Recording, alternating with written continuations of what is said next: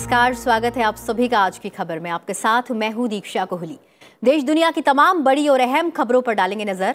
राज्यों की सुर्खियों का भी होगा अपडेट। तो आइए शुरुआत करते हैं हेडलाइंस के साथ। सरकार ने खरीफ सीजन की 14 फसलों के लिए एमएसपी का किया ऐलान। केंद्रीय कैबिनेट ने धान की एमएसपी में 100 रुपए प्रति क्विंटल का किया इजाफा। मोटे अनाज, तिलहन और दलहन फसलों की एमएसपी पर 523 रुपए तक की बढ़ोतरी। रक्षा मंत्री राजनाथ सिंह ने हनोई में वियतनाम के रक्षा मंत्री के साथ की द्विपक्षीय वार्ता। रक्षा सहयोग का और विस्तार करने, क्षेत्रीय और वैश्विक मुद्दों पर चर्चा। रक्षा संबंधों में विस्तार के लिए सैन्य लॉजिस्टिक सपोर्ट समझौता। रिजर्व बैंक ने रेपो दर 0.5% बढ़ाकर की 4.9%। 2023 के लिए मुद्रास्फीति की दर 6.7% रहने का अनुमान। चालू वित्त वर्ष के लिए 7.2% की वृद्धि दर के अनुमान को रखा कायम। यूक्रेन के पूरे डोनबास क्षेत्र पर कब्जे के करीब रूस। डोनेत्स्क प्रांत के लगभग आधे हिस्से पर कब्जा। मॉस्को ने लौटाए मारियोपोल की लड़ाई में मारे गए 210 यूक्रेनी लड़ाकों के शव। और 23 साल के करियर को मिताली राज ने दिया विराम। इंटरनेशनल क्रिकेट से संन्यास का ऐलान। करियर में 232 एक दिवसीय अंतर्राष्ट्रीय मैच में बनाए रिकॉर्ड 7,805 रन।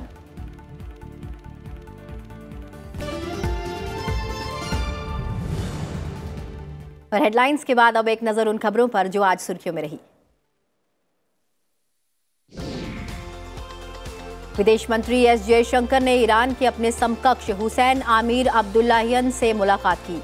दोनों नेताओं ने व्यापार, संपर्क, स्वास्थ्य और लोगों से बीच संपर्क समेत द्विपक्षीय मुद्दों पर चर्चा की।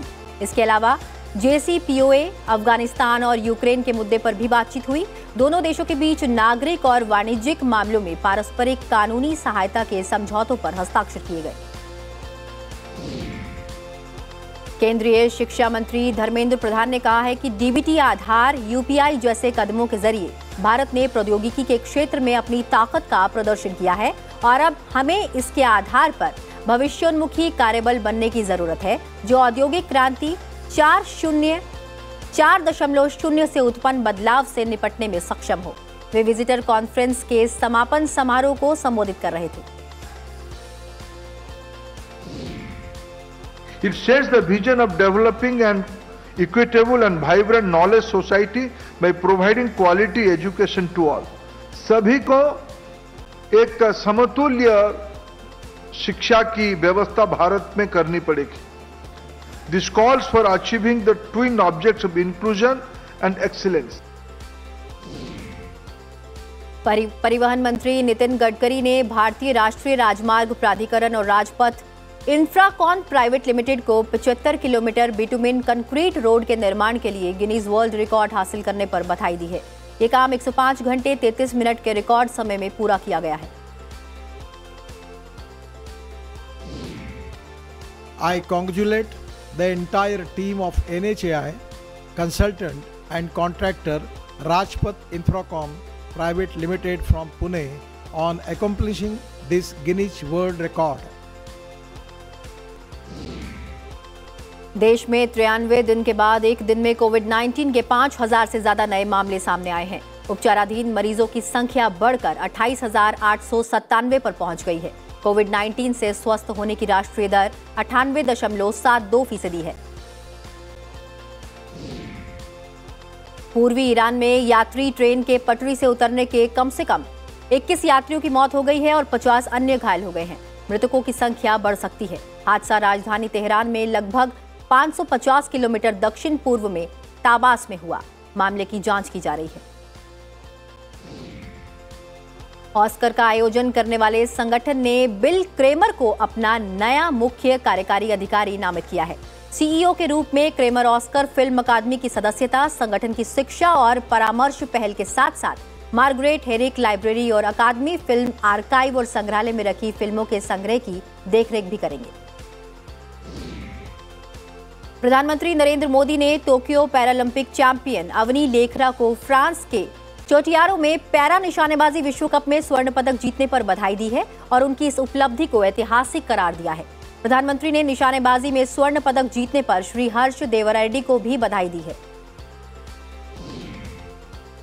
साउथ अफ्रीका के खिलाफ कल से शुरू हो रही 5 मैच की T20 सीरीज से ठीक एक दिन पहले टीम इंडिया को करारा झटका लगा है। सीनियर प्लेयर्स की गैर मौजूदगी में कप्तान बनाए गए KL राहुल घायल हो गए हैं, जिसके चलते वो पूरी सीरीज से बाहर हो गए हैं। राहुल के बदले अब विकेटकीपर बल्लेबाज ऋषभ पंत सीरीज में टीम इंडिया की अगुवाई करेंगे।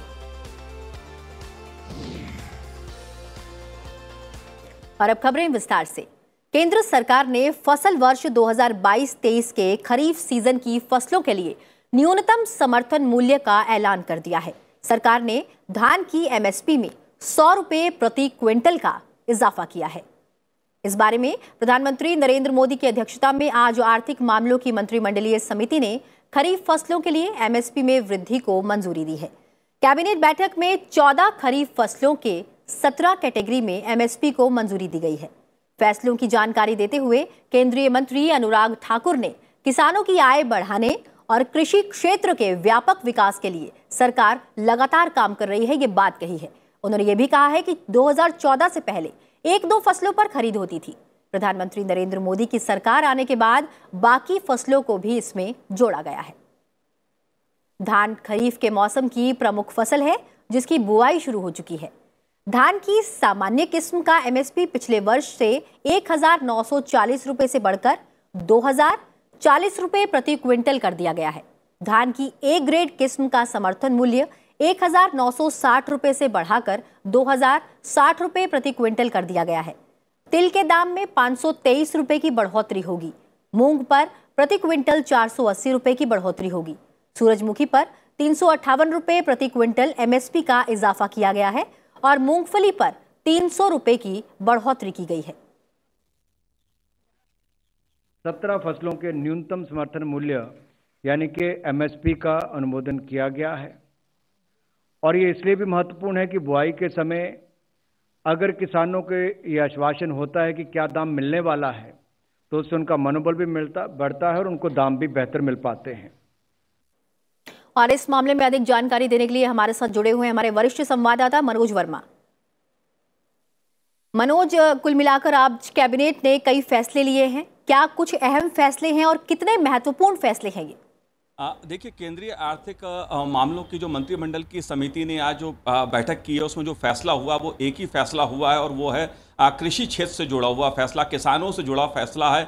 सरकार का एक लक्ष्य रहा है, जब 14 में नरेंद्र मोदी के नेतृत्व में भारतीय जनता पार्टी की सरकार केंद्र में बनी थी तभी से सरकार का लक्ष्य रहा है कि किसान आर्थिक रूप से कैसे मजबूत हों, कृषि क्षेत्र का विकास कैसे हो। और जब भी हम देखते हैं इस तरह की मंत्रिमंडल की समिति की बैठक होती है तो सरकार के एजेंडे में कृषि क्षेत्र और किसान प्राथमिकता में सबसे ऊपर होता है। इसलिए जो बैठक केंद्रीय मंत्रिमंडल समिति की हुई उसमें खरीफ फसलों की जो न्यूनतम समर्थन मूल्य है उसमें बढ़ोतरी की गई। साथ ही सरकार ने एक प्रकार से सब्सिडी में जो छूट दी जाती है, किसानों को राहत दी जाती है, उसमें भी एक बड़े राहत का संकेत दिया है। ये संकेत इस तरह का है कि 2.5 लाख करोड़ तक की ये सब्सिडी आगे बढ़ सकती है। इस तरह की जो चर्चा आज रही है उससे साफ है कि सरकार ने जो वादा किया था कि 2022 में किसानों को जो आय है वो दुगनी हो, उस दिशा में सरकार एक तरह से ईमानदारी के साथ अपना कदम बढ़ा रही है। और वो संकेत आज हमें न्यूनतम समर्थन मूल्य में देखने को भी मिले। कम से कम 100 रुपए का इजाफा किया गया और अधिकतम जो तिल का दाम है उसमें भी 500 से अधिक की उसमें बढ़ोतरी की गई है, जो ये दिखाता है कि सरकार किस प्रकार से न्यूनतम समर्थन मूल्य में बढ़ोतरी कर किसान को आर्थिक रूप से राहत प्रदान करना चाहती है, उसे आर्थिक रूप से मजबूत बनाना चाहती है। दरअसल पिछले 3 सालों में देश में सामान्य से बेहतर मानसून रहा है और उत्पादन भी अच्छा हुआ है, भंडारण भी अच्छा हुआ है, खरीद भी अच्छी हुई है। अगर मैं कहूं भंडारण की दृष्टि से, खरीद की दृष्टि से, तो किसानों को सरकार ने हर दृष्टि से कोशिश की है कि उनको राहत मिले। जी दीक्षा जी। तो इसी मामले के साथ हम ये कह सकते हैं कि एक तरीके से किसानों को सशक्त बनाने में जुटी है सरकार। पहला, इस तमाम जानकारी के लिए बहुत बहुत शुक्रिया मनोज। बढ़ते हैं अगली खबर की ओर। वित्त मंत्री निर्मला सीतारमण ने कहा है कि 2014 में सत्ता में आने के बाद एनडीए सरकार ने देश की अर्थव्यवस्था को पुनर्जीवित किया है। आपको बता दें कि दिल्ली में आयोजित आइकॉनिक सप्ताह समारोह के दौरान सभा को संबोधित करते हुए वित्त मंत्री ने कहा कि कॉर्पोरेट टैक्स में कमी लाई गई है और अर्थव्यवस्था का डिजिटलीकरण किया गया है। वित्त मंत्री ने कहा कि डिजिटलीकरण से यूपीआई सहित अनेक इनोवेशन शुरू हुए हैं। इस मौके पर वित्त मंत्री ने नेत्र पोर्टल और मोबाइल ऐप की शुरुआत की है। ये ऋण सहायता के तहत 600 परियोजनाओं की निगरानी करेगा। इस पर 2.5 लाख करोड़ रुपए से अधिक की लागत आई है। That we as a government, not just the union government, but even the governments in the state, constantly are leveraging every facility, every potential that exists for bringing in greater investment, for putting in money in the right place so that people's development is kept in mind. वहीं RBI ने बढ़ती महंगाई को काबू में लाने के लिए प्रमुख नीतिगत दर रेपो को 0.5% बढ़ाकर 4.9% कर दिया है। आरबीआई के इस कदम से ऋण महंगा होगा और कर्ज की मासिक किस्त यानी ईएमआई भी बढ़ेगी। आरबीआई गवर्नर शक्तिकांत दास ने मौद्रिक नीति समिति की 3 दिन की बैठक के फैसले की जानकारी देते हुए कहा कि एमपीसी ने आम सहमति से नीतिगत दर में 0.5% की वृद्धि का फैसला किया है। रेपो दर में वृद्धि के साथ स्थायी जमा सुविधा दर 4.65% और सीमांत स्थायी सुविधा दर बैंक दर 5.15% हो गई है। इसके साथ ही 6 सदस्यीय एमपीसी ने आने वाले समय में मुद्रास्फीति को लक्ष्य के दायरे में रखने के मकसद से राहत उपायों को धीरे धीरे वापस लेने पर ध्यान केंद्रित करने का भी फैसला किया है। इससे पहले 4 मई को आरबीआई ने अचानक से रेपो दर में 0.4% की वृद्धि की थी। आरबीआई ने चालू वित्त वर्ष के लिए अपने मुद्रास्फीति के अनुमान को बढ़ाकर 6.7% कर दिया है। The MPC voted unanimously to increase the policy repo rate by 50 basis points to 4.90% with immediate effect. Consequently, the standing deposit facility, that is the SDF rate, stands adjusted to 4.65%, and the marginal standing facility, that is the MSF rate and bank rate, to 5.15%. रक्षा मंत्री राजनाथ सिंह ने Vietnam के अपने समकक्ष general fawn von Giang के साथ होनोई में मुलाकात की। आपको बता दें, इस दौरान दोनों देशों के बीच रक्षा और सुरक्षा सहयोग बढ़ाने पर जोर दिया गया। दोनों नेताओं ने मौजूदा रक्षा सहयोग पर संतोष जताया। साथ ही इस साझेदारी को समृद्ध करने और रास्ते तलाशने पर भी सहमति जताई गई। द्विपक्षीय रक्षा संबंधों और क्षेत्रीय और वैश्विक मुद्दों को प्रगति के लिए प्रभावी और व्यावहारिक पहलों पर व्यापक चर्चा की गई। चीन की क्षेत्र में बढ़ती आक्रामकता और समुद्री सुरक्षा क्षेत्र में भारत और वियतनाम के बीच बढ़ती सहमति के बीच द्विपक्षीय रक्षा और सुरक्षा संबंधों का विस्तार करने के लिए विजन दस्तावेज पर हस्ताक्षर किए गए। वर्ष 2030 तक विविध क्षेत्रों में रक्षा संबंधों के महत्वपूर्ण विस्तार के लिए साझा दृष्टिकोण दस्तावेज पर हस्ताक्षर किए गए, जो रक्षा सहयोग के दायरे को महत्वपूर्ण रूप से बढ़ाएगा। वियतनाम आसियान का एक महत्वपूर्ण देश है और उसका दक्षिण चीन सागर क्षेत्र में चीन के साथ क्षेत्रीय विवाद है।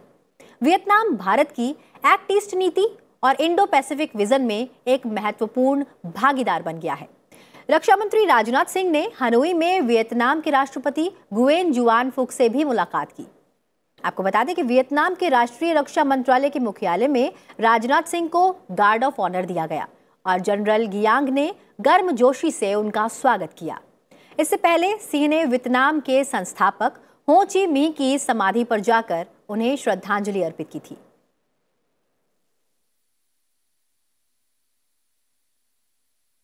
और फिलहाल आज की खबर में वक्त हो चला एक छोटे से ब्रेक का। ब्रेक के बाद जल्द हाजिर होंगे, बने रहिए संसद टीवी के साथ।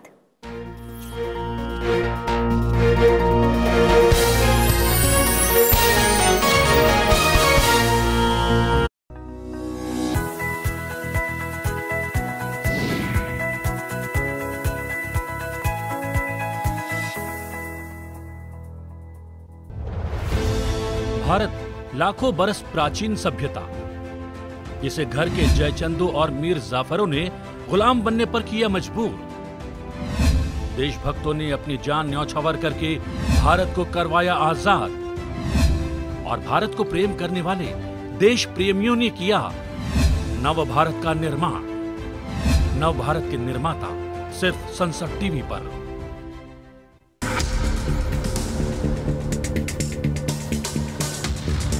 क्या आप किसी कानूनी समस्या से घिरे हैं? नहीं पता क्या करें? क्या कहता है कानून? क्या हैं आपके अधिकार? समझिए कानून की बारीकियों को कानून की पाठशाला में, सिर्फ संसद टीवी पर। फैसले जो बन जाए हकीकत, फैसले जो बन जाए नसीहत, फैसले जो आपका जीवन बदल दें, फैसले जो आपको बेहतर कल दें। कैबिनेट के फैसलों की सही तस्वीर। कैबिनेट दिस वीक, सिर्फ संसद टीवी पर।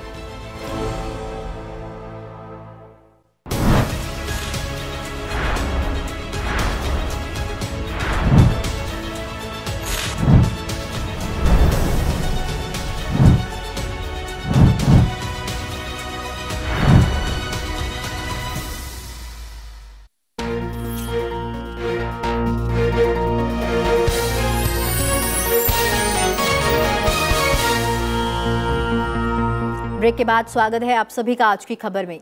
बढ़ते हैं आगे और बात करते हैं राज्यों से जुड़ी हुई खबरों की।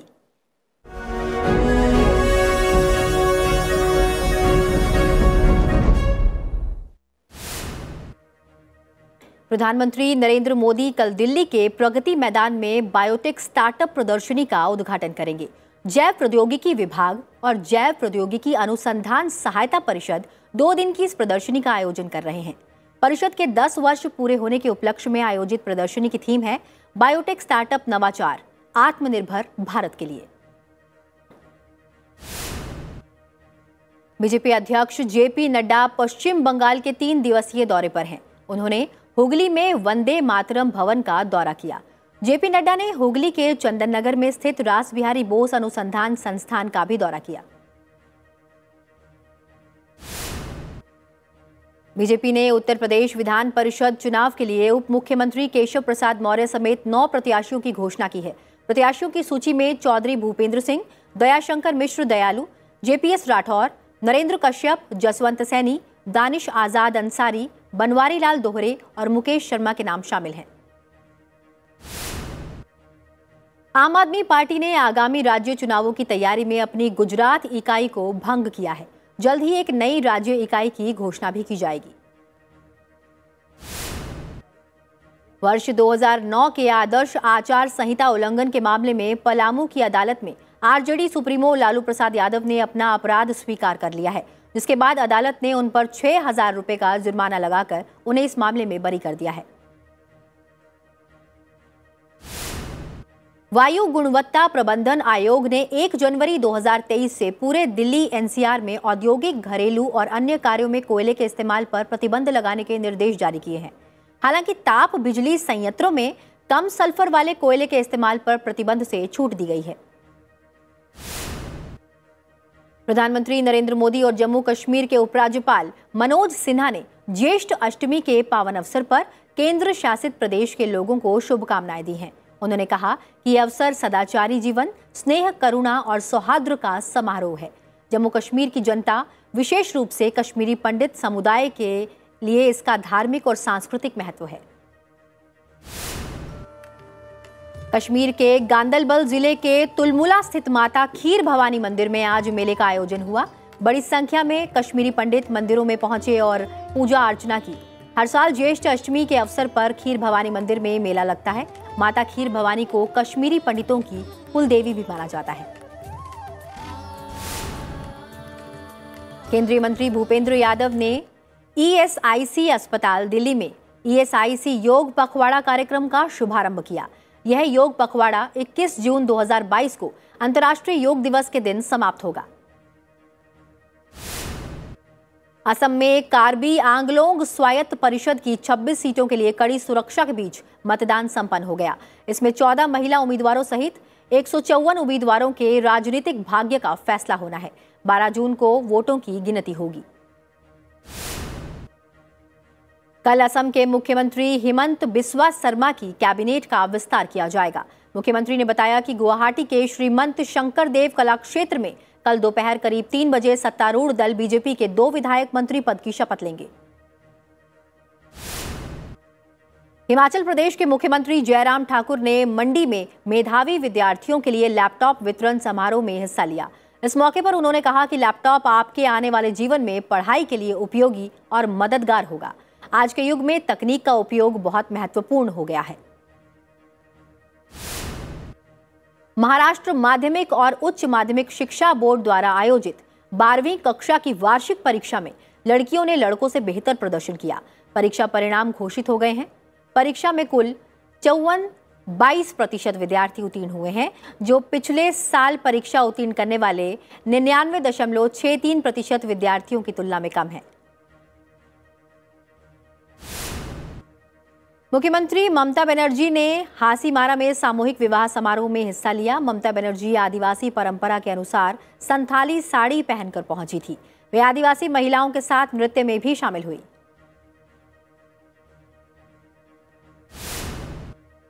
मानसा में मूसा गांव में दिवंगत गायक और कांग्रेस नेता सिद्धू मूसेवाला के घर पर अंतिम अरदास का आयोजन किया गया। कार्यक्रम में शामिल होने के लिए बड़ी संख्या में लोग यहां पर एकत्रित हुए।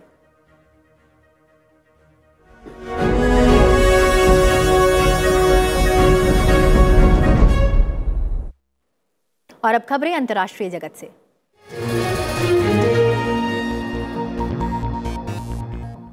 सबसे पहले बात करते हैं श्रीलंका की।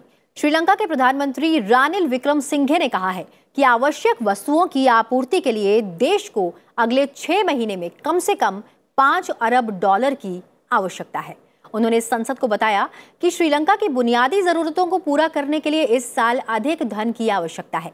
विक्रमसिंघे के पास वित्त मंत्रालय भी है। उन्होंने कहा कि संयुक्त राष्ट्र ने श्रीलंका की मदद के लिए भोजन, कृषि और स्वास्थ्य देखभाल के लिए $4 करोड़ 80 लाख देने का आश्वासन दिया है।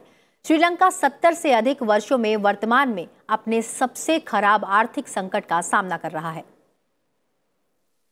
वहीं रूस ने दावा किया है कि उसने डोनबास क्षेत्र के 2 प्रांतों में से एक प्रांत के 97% हिस्से पर नियंत्रण कर लिया है और कोयला खदानों और कारखानों के गढ़ वाले क्षेत्र पर पूरी तरह से कब्जा करने के अपने लक्ष्य के करीब पहुंच गया है।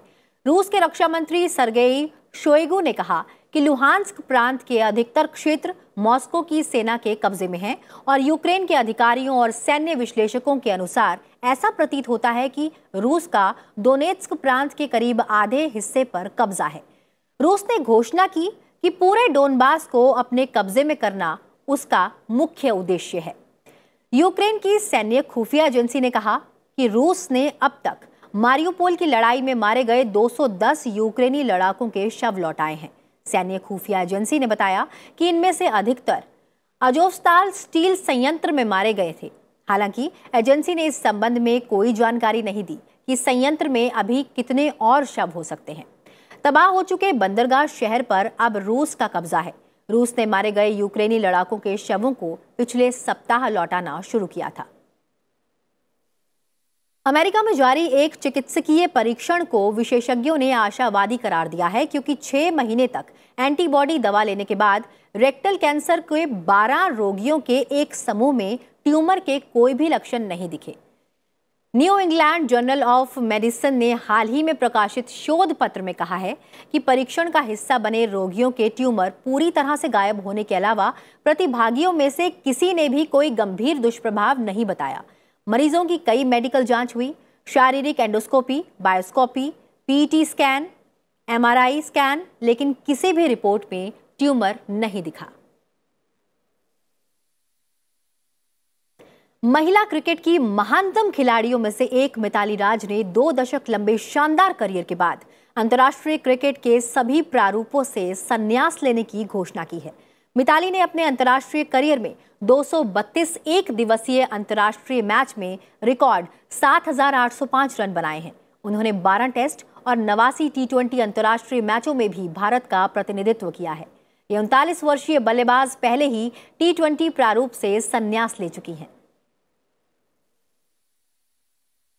और बुलेटिन में बस इतना ही। चलते चलते आपको छोड़ जाते हैं आजादी का अमृत महोत्सव के हिस्से के रूप में हैदराबाद म्यूजियम में प्रदर्शित किए गए सोने के सिक्कों, अशरफियों और कम्युनिटी कॉइन्स की झलकों के साथ। इसी के साथ मुझे दीजिए इजाजत और आप देखते रहिए संसद टीवी। नमस्कार।